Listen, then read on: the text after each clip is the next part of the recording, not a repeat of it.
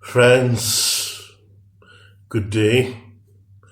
Samuel Butler is also included in the list of English writer, the great English novelist Samuel Butler. Here I have in my hand the novel The Way of All Flesh by Samuel Butler. It is published in 1903. A great autobiographical novel. This is a great autobiographical novel. So we will now see what we have, what is written here by Samuel Butler, published in 1903. There is a novel written between about 1873 and 1884, but not published until 1903.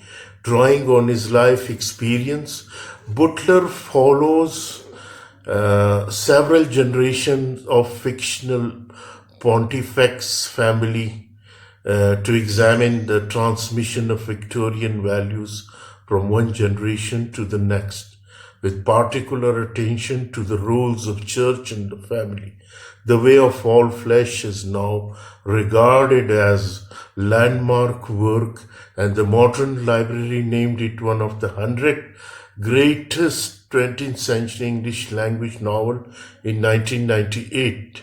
So, the novel begins like this. Edward Overton narrates the biography of his godson, Ernest Pontifex, starting with the Ernest grandfather, John Pontifex.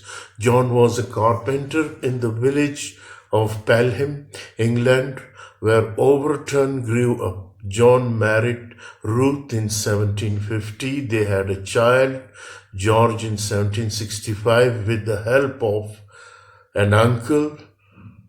George became a successful publisher of religious texts. George pressured his son, Theobald, to become a clergyman, and he did so.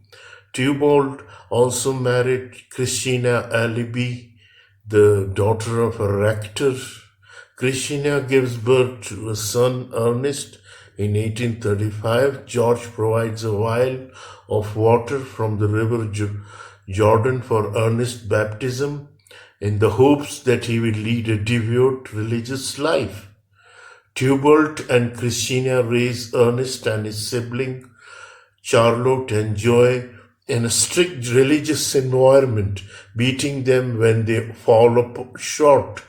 At the age of 12, Ernest goes to boarding school in Roughborough, run by the impressive Dr. Samuel Skinner. Lacking motivation, Ernest, struggling at school, picks up some vices from his peers, hoping to have a positive influence on Ernest. His aunt, Alethea Pontifex, whom Overton loves but never marries, moves to Roughborough, where she encouraged Ernest's interest in music by building an organ.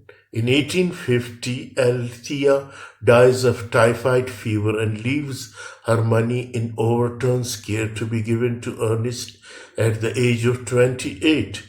Unknown to the Ernest or his family, saddened by Alethea's death, Ernest conducts an academic performance worsen. During a visit home for the holidays, Ernest is sad to discover that Christina dismissed Helen, one of her servants, after discovering that she is pregnant, though unmarried. Wanting to help Helen, Ernest gives her a few of his belongings, including a watch that Alethea gives them.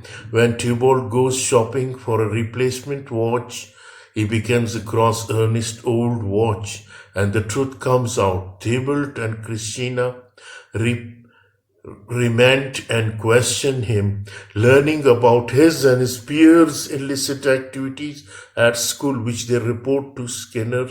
Back at school, Skinner institutes a strict new policies. Ernest is pitied rather than hated for his role.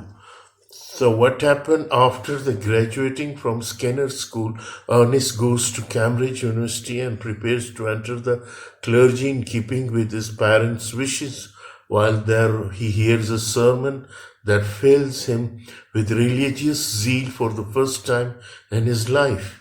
In 1858, he is ordained a deacon. He takes up a work as junior curate in a London rectory under the influence of senior curate Prior. He plans to reform the church, but he struggles to find meaning in his day-to-day clerical work. He relocates to live among the poor, but finds his effort to preach awkward and unfulfilling. One day he gives into a lustful impulse and attempts to seduce a young woman who lives nearby. She flees and Ernest is arrested and sentenced to 6 months in jail. Ernest spent the first few months of his term in bed, recovering from shock and distress. As he recovers, he resolved to abandon religion for rationalism. On the day of his release, Ernest rejects his parents' attempt at reconciliation and starts looking for work with Overton's help. He runs into Helen, whom he asks to marry him. She accepts and they open a second-hand clothes shop with some success. At first, Ernest and Helen are happy and she gives birth to 2 children.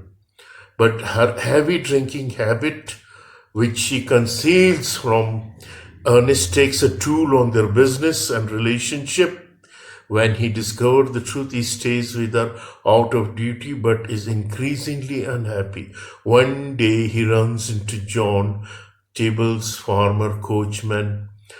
John reveals that he was probably the father of Helen's child at the time of her dismissal, and he married her shortly after leaving Table's service himself. Because their marriage was never annulled, Ernest's marriage to Helen is annulled and the two separate amicably. Ernest and Overton find a family to adopt their children and with ongoing financial support. In the aftermath of Ernest's traumatic marriage, Ernest and Overton travel to aid Ernest's recovery. Overton hires Ernest as a financial manager of Althea's money that will soon be his. With Overton's encouragement, Ernest takes to writing. When Ernest turns 28, Overton presents him with the inheritance, and Ernest decides not to tell his parents. Christina becomes ill and Ernest visits his family. Ernest's parents and siblings are shocked to see his fine clothes and learn of his inheritance. Following Christina's death, Ernest is genuinely moved but Tybalt only feigns sadness. Ernest takes a trip around the world to learn of various cultures and customs. After returning to London, he writes his first book. A series of essays is successful, but his subsequent works prove controversial. He comes to feel that he is writing to future generation. In tracing Ernest's choices and development, Butler sheds light on the way the social institution serve to protect values and custom, even when these values and custom are detrimental to human welfare. So this is the outline of this novel, The Way of All Flesh, by Samuel Butler. And let us see what we have while reading this. What theme did we follow from this? In the theme we find in this novel is faith versus secularization. The Way of All Flesh charts Ernest's transition from a believing, obedient child to a skeptical, independent adult as a natural result of Ernest's experiences. Throughout his youth, Ernest feels pain and sadness and his inability to measure up to his parents' high religiously inflected expectation from him. Up to and even behind the point of his ordination, Ernest never doubted the teaching of church and his parent. The more he follows their counsel, the less happy he becomes, but also the less aware he becomes of his own happiness, like a very young fowl trying to eat some most objectionable refuse and unable to make up his mind. So Ernest proceeds to re-evaluate everything he thought he knew through a new religious rational lens, finding inconsistencies in the Bible. He discards it as a source of ultimate truth, but he does not abandon faith entirely. Instead, the subject of his faith changes from the God of Christianity to something as yet but darkly known, which made right and wrong. From that moment on, Ernest shows more interest in seeking knowledge than enforcing adherence to any predefined system such as the church. So this is, ladies and gentlemen, the novel of Samuel Butler, The Way of All Flesh. Very interesting, very thought-provoking. I hope you will enjoy it when you read it.